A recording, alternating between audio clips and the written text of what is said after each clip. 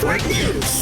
Unti-unti nang hinahatid ng Provincial Local Government Unit ng Sarangani ang mga tulong para sa mga biktima ng magnitude 7.8 na lindol sa probinsya. Ayon kay Sarangani Governor Roel de Pedron Pacquiao na ang paunang tulong para sa mga may maraming apektadong lugar ang naipadala na. Ito ay nagmula rin sa mga national government agencies gaya ng DSWD at IOPA. Sa may malapatan sa Sarangani Province na ipadala na nila ang 500 food packs.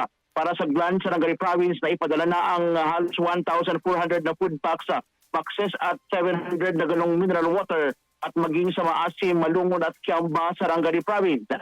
Maliban dito, dumating kaninang umaga ang tulong mula sa pamahalaan ng Bangsamoro Autonomous Region in Mostly Mindanao Barb. Ito ay 5,000 food packs na may tig 10 kilong bigas, tig 10 lata ng tuna, 10 sachet na kape at na ipinagpasalamat naman ng probinsya. Deployed na rin ang mga teams mula sa DSWD, Red Cross para sa mga taong apektado ng lindol habang nagpapatuloy ang mga clearing operations sa mga malalaking lugar ng Sarangani na apektado ng nasabing lindol.